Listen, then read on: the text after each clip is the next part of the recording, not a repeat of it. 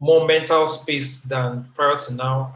Almost every day we're seeing a new startup announcing their rebrand, a new startup announcing their entire rediscovery and design first approach to their solutions.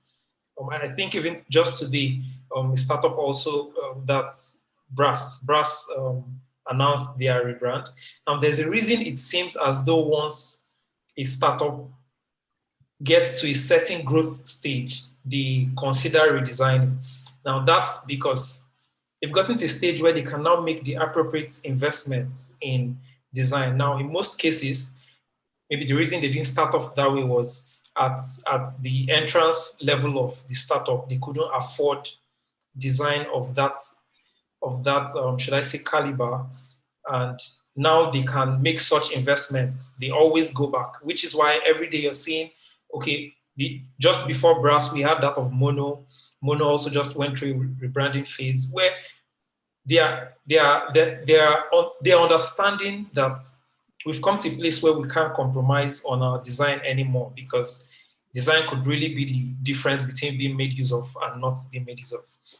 Okay, so let's talk about the Nigerian tech space in general. We all know Nigeria is the big brother in Africa. Nigeria is the next big frontier for tech. We have startups in different industries, from healthcare to financial tools. To we have very prominent ones in financial services, to education, to energy. Now, just looking back 10 years ago, it wasn't so. You could cherry pick the number of startups. You could cherry pick the tech space more or less. I think it was around 6 years ago that we had the phrase for Lagos, the Lagos startup scene, where they were referring to it as Yabacon Valley. This was, of course, a play on the Silicon Valley terminology, where because they were just a couple startups coming out from Yaba, that's Herbert Macaulay, startups were just springing up. It was phenomenal then. Now it's almost like, well, yeah, just another startup, yeah.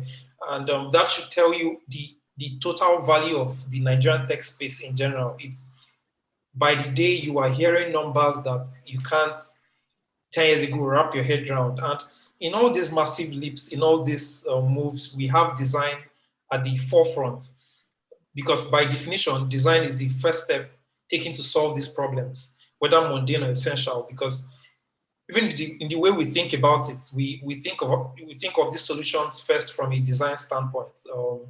Because the reason you can have 4 different payment platforms is because they are approaching it from a different design standpoint. This one can decide to go from a merchant standpoint, another can decide to go from a consumer standpoint, another can decide to go from an ecosystem or a marketplace standpoint. Now, all this is some form of design. It might be infrastructural, but it's design in its own sense, and it also translates to how they visually translate that. So now, how exactly can we? What design exactly are we referring to in this case? So in tech, we can broadly split design into 2. There's the brand design and the product design. So I would try to point out the importance of both. Now, as a general summary, brand design, this is where you have the likes of the logo design, you have the likes of, okay, how are visuals in terms of maybe videos, social media posts, what are we going the illustration route? Are we using images of our customers? Our testimonials, would it be videos or would it be illustrations? Now that all falls under brand design. And so what brand design really, where brand design comes into play is, how do you want to connect with your target audience? Say your target audience is a young demographic. Now you can consider going very illustrative on your brand design, where you are using illustrations. Even if you have a picture, you convert it to an illustration, because you know they are very familiar with such. Now, if your target audience is a more elderly audience, That's where you can now say, okay, strictly we would use images because our parents are mostly used to, okay, pictures, oh, show me how it really is. They would want to see the face of the person speaking. They would like to see the faces of other customers that made use of said brand. So now all that falls under brand design. Now for product design, and product design is how, this is where we now have things like user interface, user experience. How does your app look like? How does your website look like? How does the web app? So let's say it's an application to send money from yourself to your friends. What's the look and feel? Would it prioritize putting the images of your friends first, or would it prioritize putting your account balance first? So now all these fall right under product design. So let's dive into brand design. Now, for brand design, a couple of points I would make as to why brand design is crucial: bridging the trust gap, improving brand's cultural relevance, shaping business strategy, increasing brand reach. So let's dive right into it. So regarding building the trust gap, now we are at a place where, specifically in Nigeria, trust is something that plays a very huge role.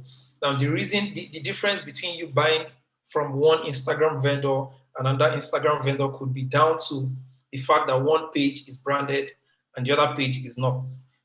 So now that's where branding comes very much into play, where we get to trust the brand as an entity, because the company itself has a personality.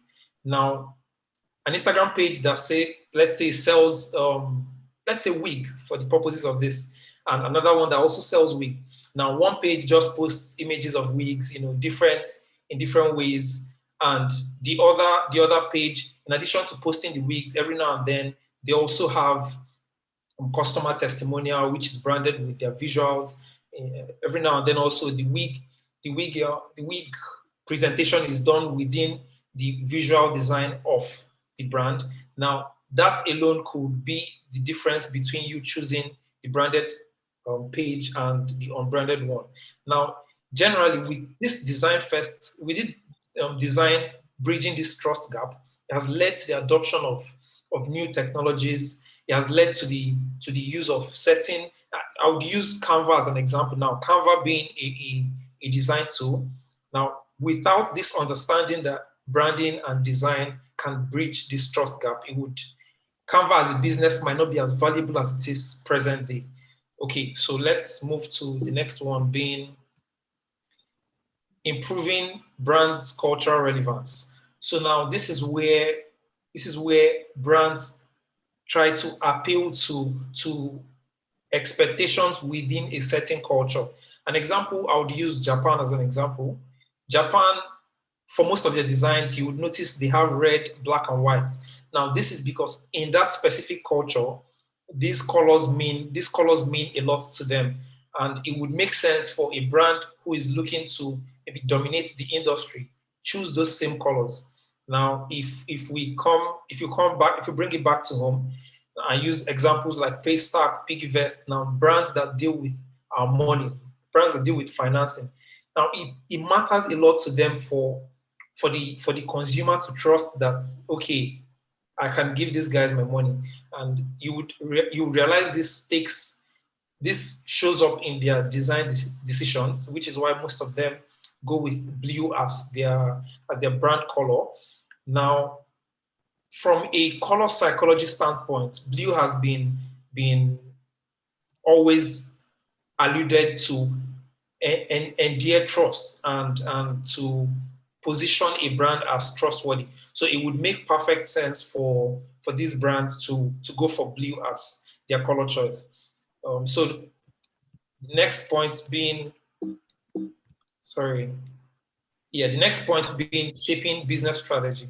So now, with design first in mind, this can very much define how brands approach what they are selling.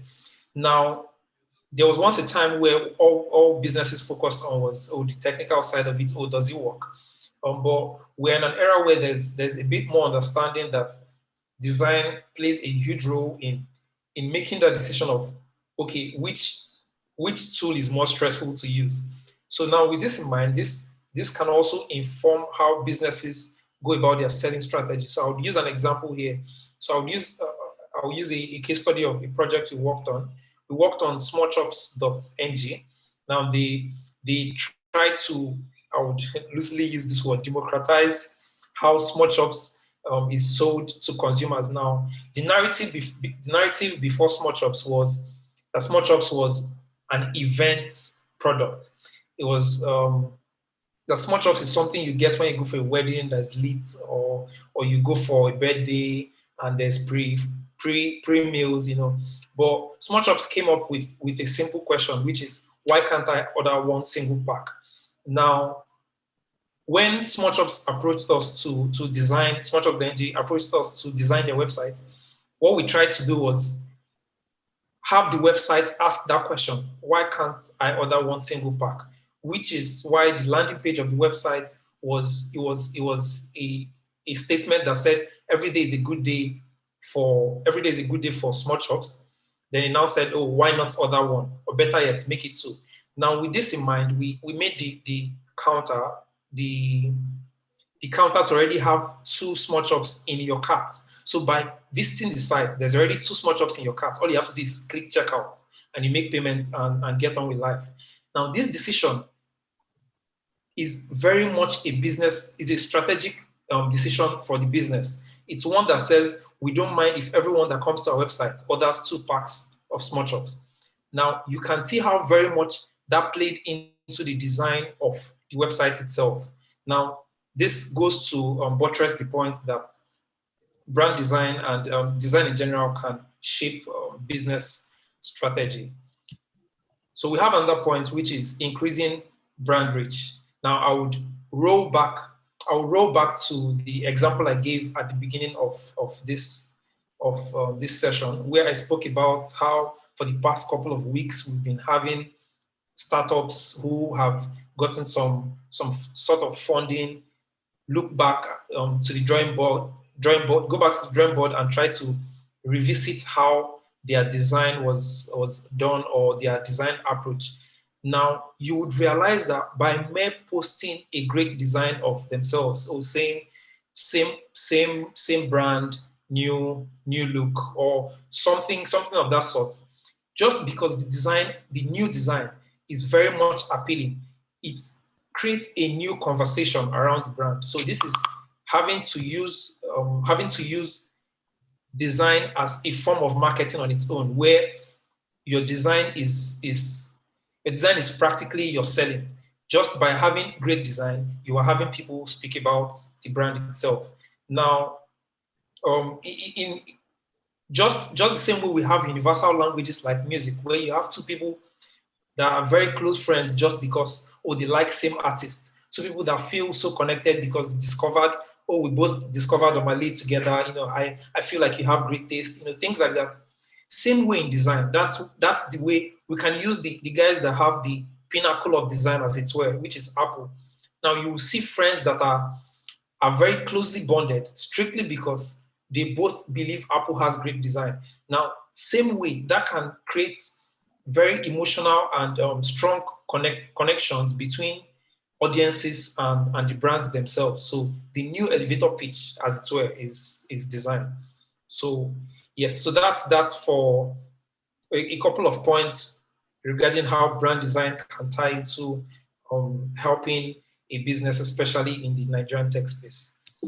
So let's look at product design. So for product design, there's the accessibility and user inclusion, there's prototyping and rapid testing, there's the increasing analytical leadership, and there's the allowing for seamless collaboration. So we'll start with that of accessibility and user inclusion. So how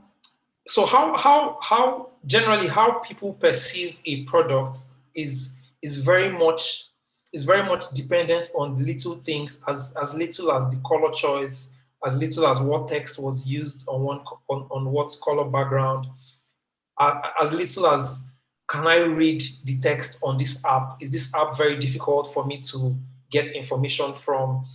Now, this plays very, very much into new age application. So at the moment, we are, because of the internet, we have a flat world, as it were.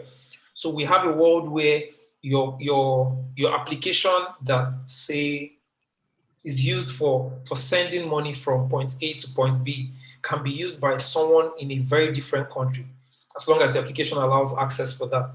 Now, what this means is all the nuances of different individuals across the world have to be factored into the application itself, which means you have to think of disabilities, you have to think of readability, you have to think of people who have issues with maybe using yellow on green. You have to consider all these factors into your design.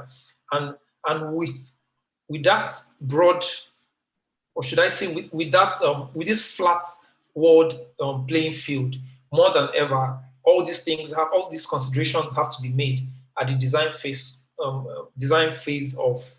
of a product. So that's for accessibility and user inclusion, because we very much have to factor in the fact that more than the people in our immediate environment may or may not use these products. Now, we have prototyping and rapid testing. Now, in a world where developers are almost like the gold standard of staffing, if you have a developer, you should be respected, because they are not, the bills these days are not easy to come by.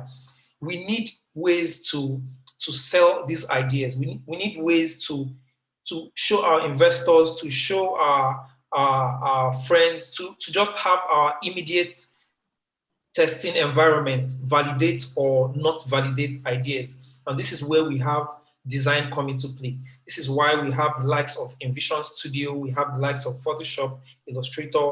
Now, all these designs, all these tools, what they really help us do is they help us prototype in an essence, because they are not the final point of call for most of these ideas, which is you have an app idea. Oh, I want an app that people in Ikoyi can order for food from Bagada. And you want to really show people what the idea is really about, because maybe verbally, when you say it, either they don't understand or it's so far-fetched that it seems like a crazy idea. Now, in cases like that, design really comes into play, because when you have these visuals put together, it could be done in, say, Illustrator, it could be done in Figma, it could be done in any tool whatsoever, and you couple them together, you show people, okay, this is what I'm thinking. If you click this button, it shows you all the Bagada vendors that offer this. Now this is just an example, of course. It goes to buttress the point you would be trying to make for the particular application, and it also goes to show a visual look. That way, if the idea is solid, but the visual framework you have for it isn't, you can also get that real-time feedback from people, as opposed to, okay, you've gotten validation for the idea, and then you've gone to market with the idea, but your visuals are not so great, which in turn now makes you lose that first mover advantage, because if someone comes up with the same idea but better visuals, now you have that conflict of your users moving on to someone else with better visuals. Also, yeah, it's also a great buffer to use to explain and present to investors and potential investors as to the ideas and execution strategy for most ideas. Okay, so we have that of increasing analytical leadership. So what great design does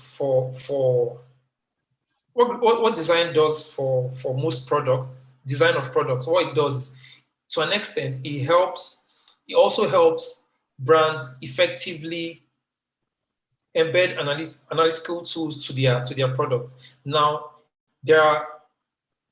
if you visit the website, you can visit the website that says, oh, we have cookies on this website. We have click to accept or decline. Now, we've been seeing most of that of recent. Now, in some cases, there are brands that have two versions of their website. Now, what they're doing is they are tracking user behavior on the design. They are tracking, okay, they have the alpha test and the beta test. So now they've embedded analytical tools on it. So they're tracking how users behave when they land on the A version of the website. And they're also tracking how users behave when they land on the beta version of the website. Now, this is because these brands understand that the design of the design and flow of the website could be the difference between making a sale and not making a sale. It could be the differentiating factor. So great design allows for these things to happen in the background. Now it's this knowledge, is this acceptance that design plays a key role that would then allow a brand step out of the way to allow for analytics to now make those decisions for them, because ultimately we understand, or we think we understand, our customers, but the nuances of the human beings are so varied that in some cases people use things in ways we don't imagine. No one would ever consider that what the world wanted was a 6-second video. Now I'm talking of Vines, when Vines came out, or what the world needed was disappearing content, that's Snapchat. Now, in most cases, these things come around from, okay, test running a couple ideas side by side and now having the one you can see that people went for directly. So now we also have, okay, yes, so to those raising their hands, we'll take the questions at the end of the session here. Okay, so we also have, it allows for seamless collaboration. So now when we have brands that are playing in a consumer space where we have different other players in such space, now your design also comes into play because how it integrates into existing platforms. So now, just like I mentioned, design can be heuristics. Like design can also be, it can be infrastructural, it can be visual as well. So now your design in how you go about creating your application can play a huge role. An example is Google and Facebook being used as login mediums for applications. Now it wasn't, they didn't stumble on it. This is a design intention. This is when product owners think of how their products would be used and designed for that intentionally. So now from integrating with existing things to integrating with existing design frameworks as well, because ultimately, as much as we are trying to make a splash with our design, we also have to understand that there are design frameworks the consumers are already used to. So it's more like playing within that field and while innovating on that as well. So for product design, in addition to the visuals, we also have to consider the design of integration into existing frameworks as well. So yes, so that's for those that just joined. I would run through this slide backward a bit. So yeah, we just ran through a couple of ways design plays a role in these two broad categories, being brand design and product design. Brand design being the logos, the visuals, the social media posts, the videos, the launch videos, all that. While product design being the user interface, the user experience, the flow of the application itself, of the tech or whatever application itself. Okay. Okay. So now, just like I mentioned earlier on, that Nigeria is is Africa's next big frontier. Same way, Africa is the world's biggest frontier. You can see this from the amount of investments being channeled towards this region. You can see this from the amount of attention Africa is getting. You can see this from the amount of publicity startups that make it from here are getting, because everyone is particularly interested in the success story of Africa. So it's almost like being part of the next big thing.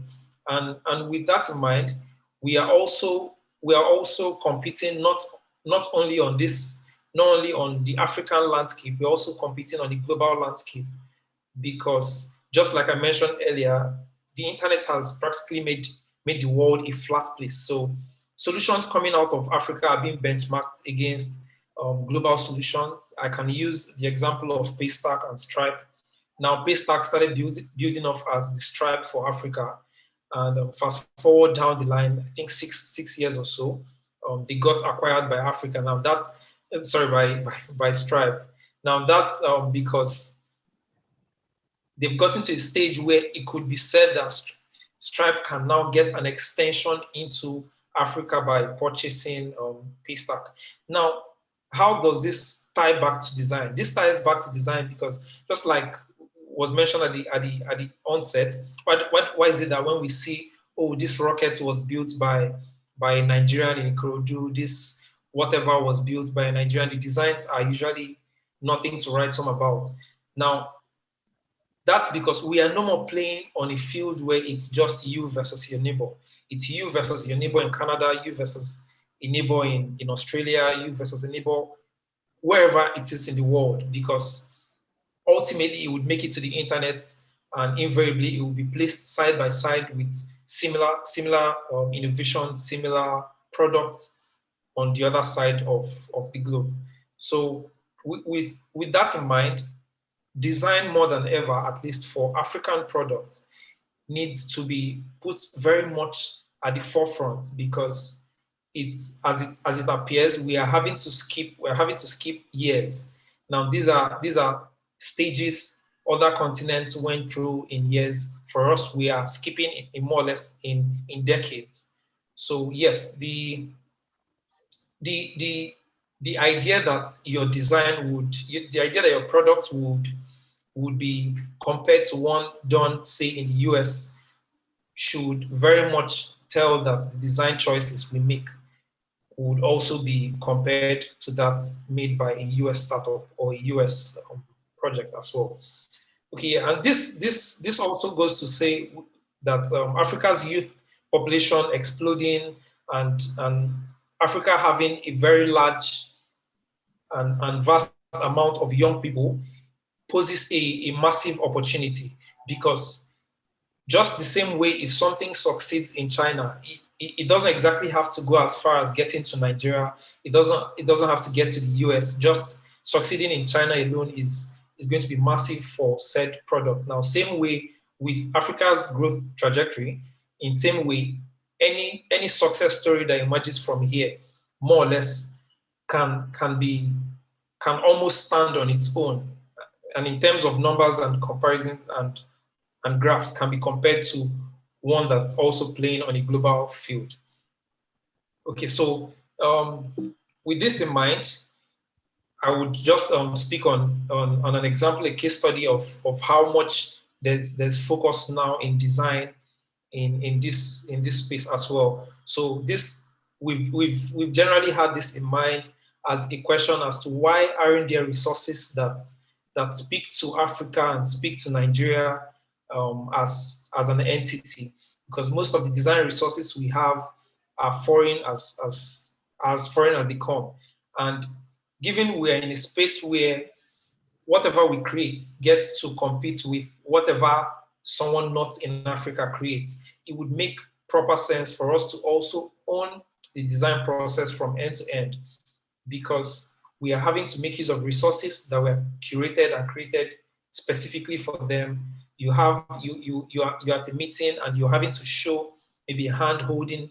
You're trying to make a presentation for your application, and the mock-up you're making use of is a white hand holding a phone, and this for a start throws off the investors, because they're wondering, okay, are you looking to launch first in the US before Nigeria? And you're having to explain all this. So with that in mind, we created a repository for locally curated and sourced mockups to help empower this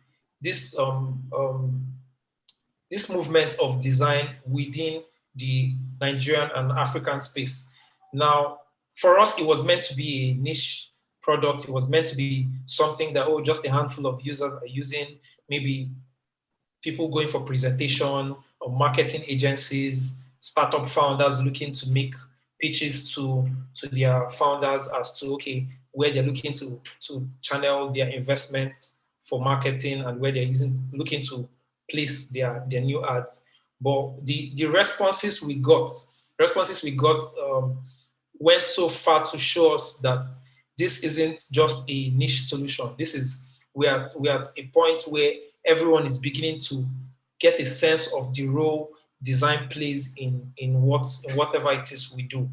Now, this hasn't been launched for up to a month. I think it's a couple of weeks now, and there's been over 3,000 downloads of mock-ups for use. And this goes in to buttress the point that as silent as it is, as unspoken as it may be, everyone within the space is beginning to understand the importance of design in the community. Everyone is beginning to understand the importance of a brand with a company with a face, more or less a brand.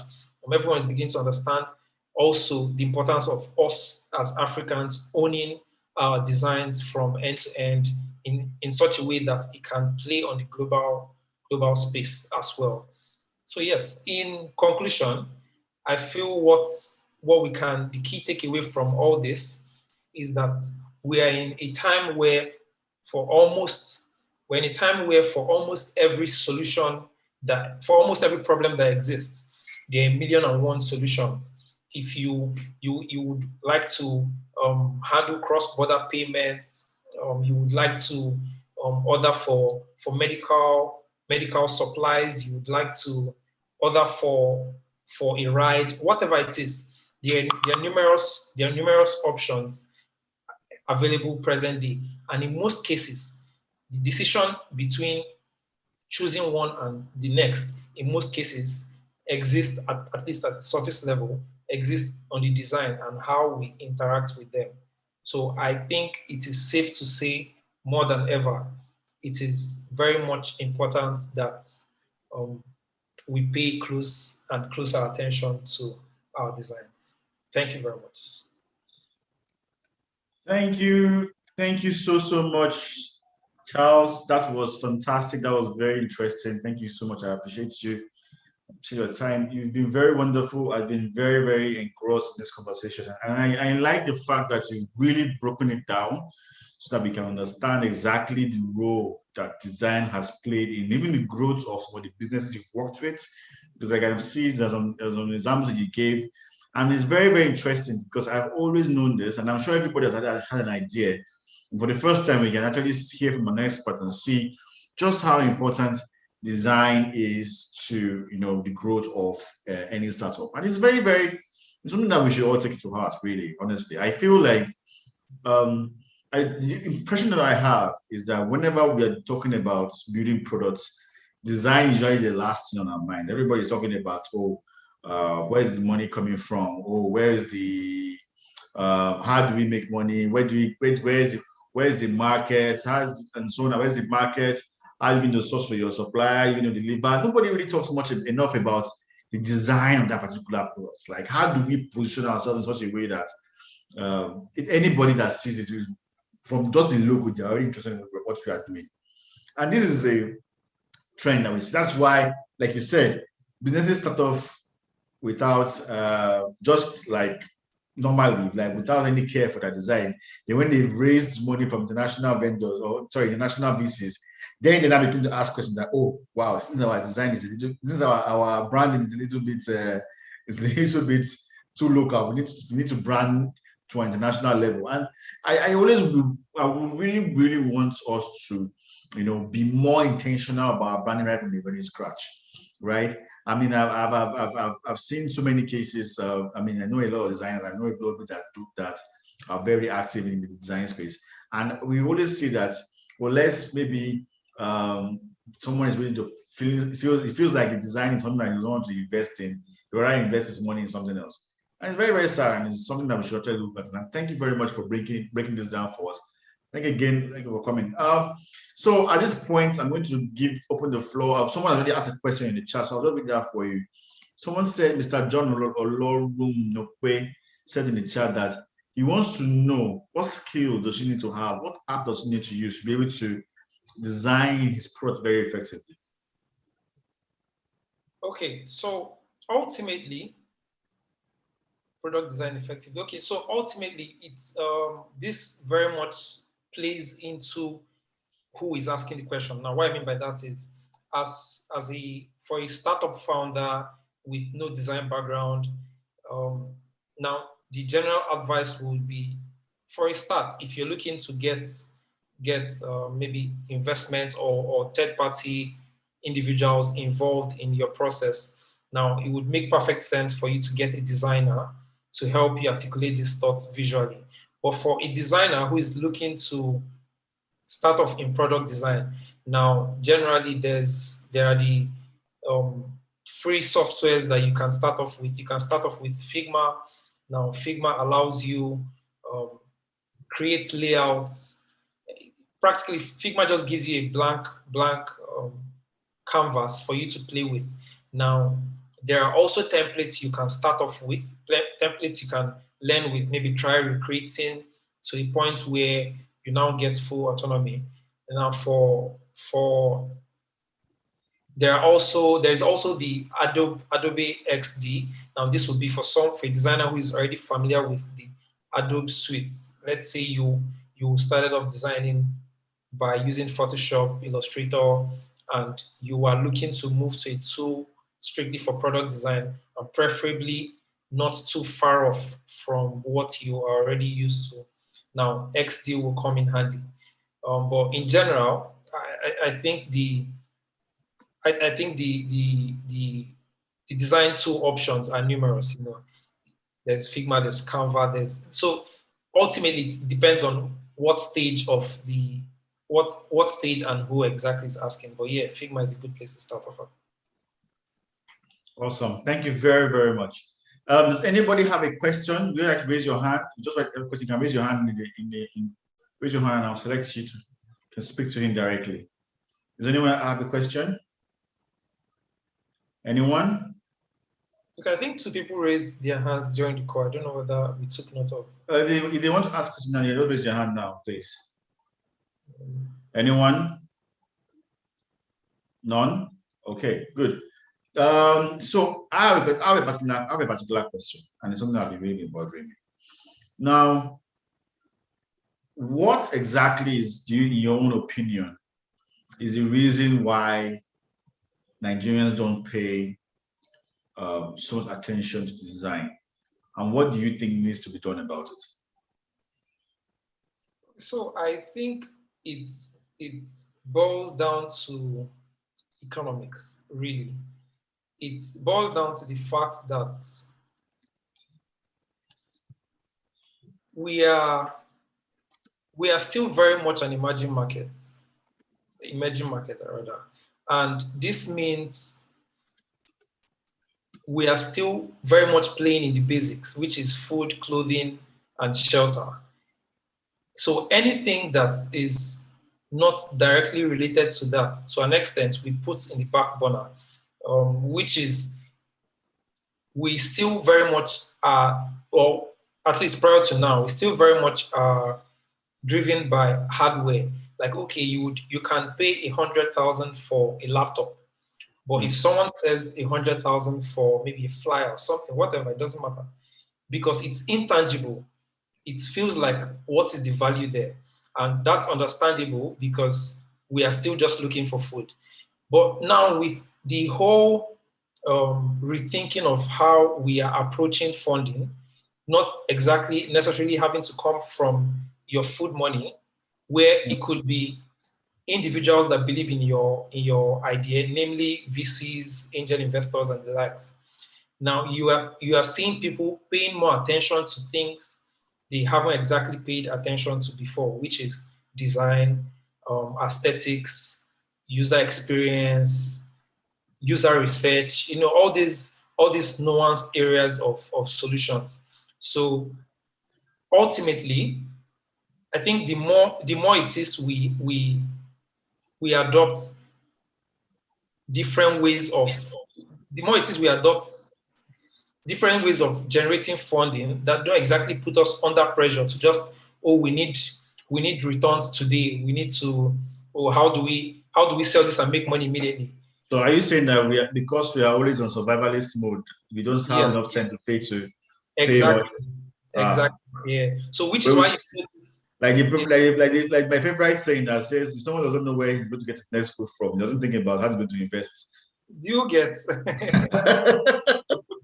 Yeah, exactly. I get that it. is what was eating, So, Yeah. so yes, similarly, this could be likened to that. Design is an investment, and in a case where we are having to make this investment from our food money, of course, we'll pick food any day, anytime here. But given the new thinking around how we are approaching businesses, people are now understanding the importance of making these investments at an early stage. Yeah. Really. Also, so I like what you just said. Now you mentioned a comment. You mentioned something. You said design is an investment, which I think is very, very powerful because it's not a cost. It's not a spend. It's an investment. We're investing in a brand that can make you returns, infinite returns in the future. Now, but then from a business owner point of view, and this is a question someone just asked in the chat now. What platform do you recommend learning how to do pro design? Okay, so now that's a tricky question because generally I typically say YouTube, but at the moment I believe there are a couple of other resources that have tried to curate and collate this information into single stop places. Like now you have the Udemy, you have the likes of Udemy where you would see Yeah. a UI UX research or UI UX course. So it's more like they've curated it so it's end to end. Okay, for a beginner, this is what to go through.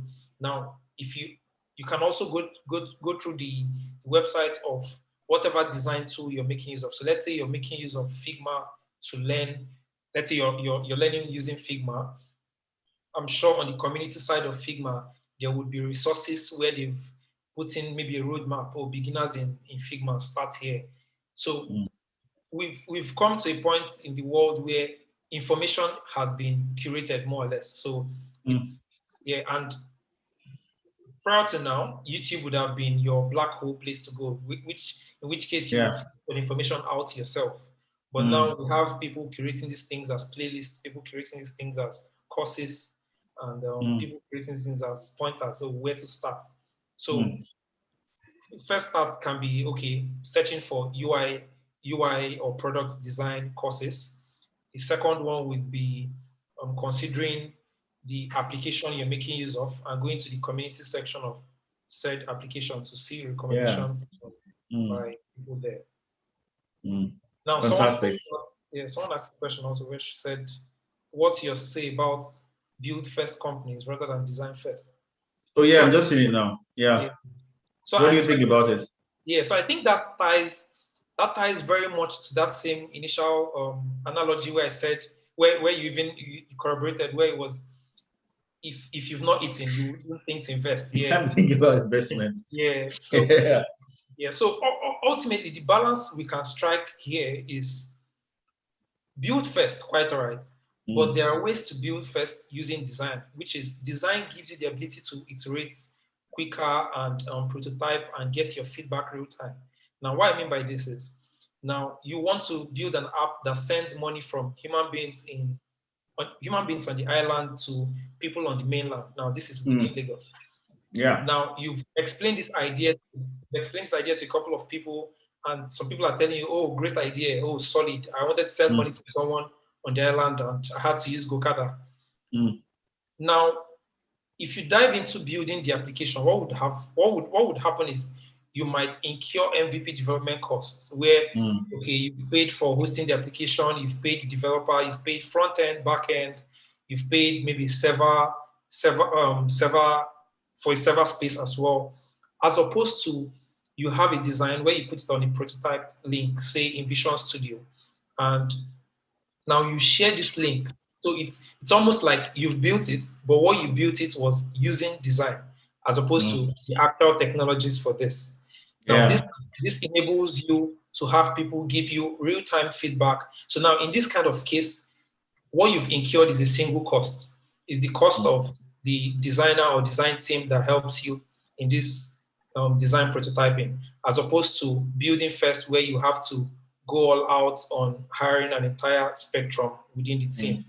So now in other words, I think a middle ground is the right place to be, where you're building first or using design. So. Fantastic. I think final question here, and I think this is a problem I always worry about, and I always want to know, because there's always a challenge when you are thinking of design first, that you spend so much time on design that you don't spend enough time actually building a product. Because when it comes down to it, products is something that people use and get like a value from, right? But then if you spend so much time trying to figure out what the design for your product is supposed to be like, you might not end up, you might spend way too much time and not really end up, implementing the product yourself. How do you find the middle ground between both sides?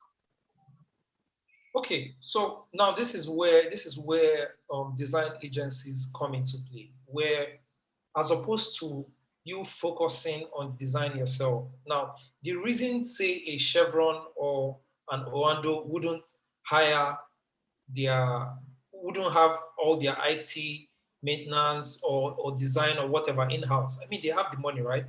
Why not hire every single dependency and make it internal? Now it's because it makes perfect sense for you to focus on the core problem you're solving. So in that case, now the edge case and support problems can now be focused on by the professionals. So now, say someone starting off you want to create an app for ordering food.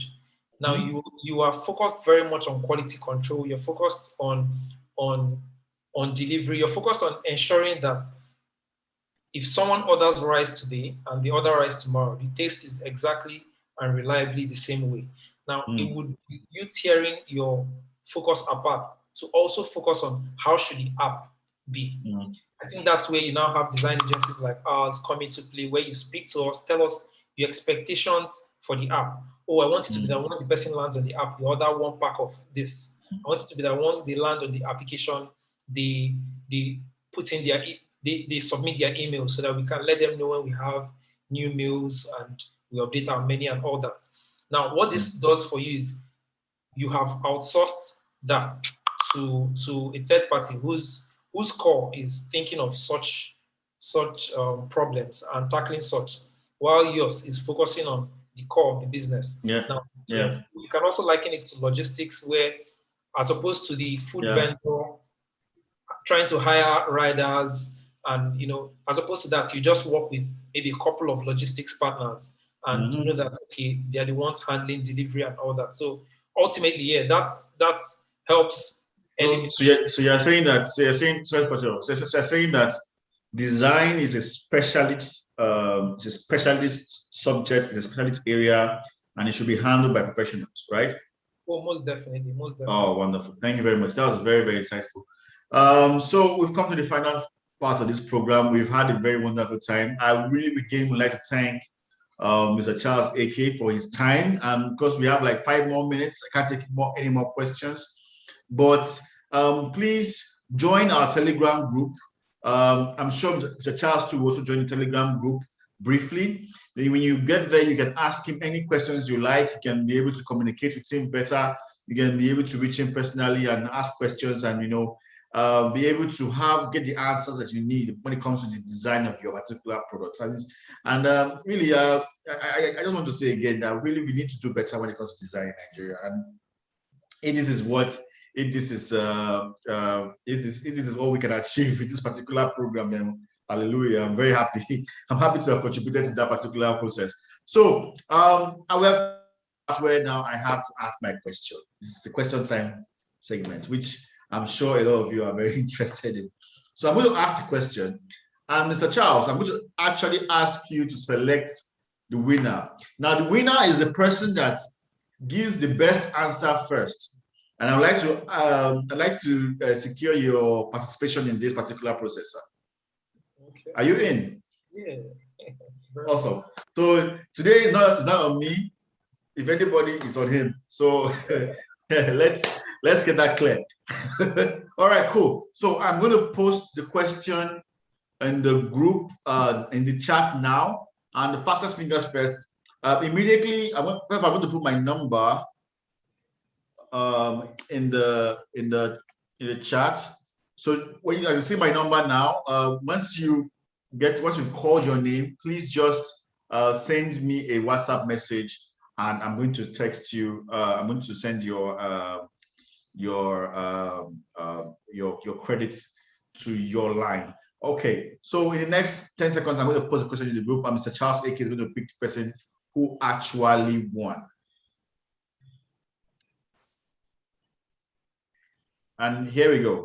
We have 30 seconds to answer this question.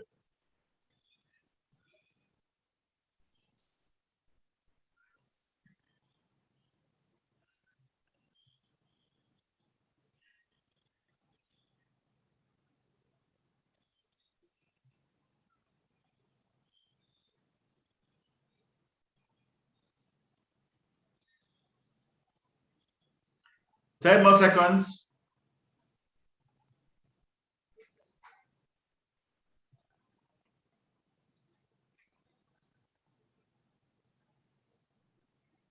And we are closed. So, Mr. Charles, can you please select who, in your opinion, got the best answer, got the answer correctly and the fastest time? So this is such a tricky choice because I can see it. I can see it. This is such a oh my God. Oh my God. Why? Oh my God. Yeah. And oh my God, this is going to be such a heartbreaker. Oh, I think but the rules are the rules. The rules are the rules. The rules are the rules. What we can do is we'll give. So the rules are the rules. We'll the rules are the rules. I'm sorry. The rules are the rules. The rules are the rules. I'm so sorry. Oh my God. I wish she makes a mistake like that. So please, who's the winner? Okay, so in light of that, Segun Ibidoku is the winner. Thank you. Segun Ibidoku, please send me a message on my phone number and I will send you your credits to your phone immediately. Thank you, everyone, for coming. Thank you for your time. Thank you for your efforts. Mr. Rafiat, I'm going to tell you that you missed the letter C in your answer. Small chops, not small hops. That's why you got it wrong. I'm so sad for you. But next time, don't worry, come again next week. I'm sure if you pay attention next week, you'll definitely be able to win again. So thank you, everyone, for coming. Thank you for your time. Thank you for your for sticking with us to this program. I hope that we'll get to see you again very soon. And please, Equity Video Center is always here for you. Please also follow us on Instagram, follow us on Facebook. Make sure that you are following us and you're joining our Telegram group. You can ask questions, get to meet any of our staff. Come check our website out, check our programs. Check out about Art of Technology. There's a program we're organizing that's coming up in December. If you're interested in startup and funding, that's a program that you need to attend. So please go there, register, check, like, post, whatever you want to do. You're free. My name is Ed Najogu. I'm the country director of Equity Vision Center. It's been a fun time with you today, and I look forward to meeting with you next week. Thank you very much, and have a great week. Thank you.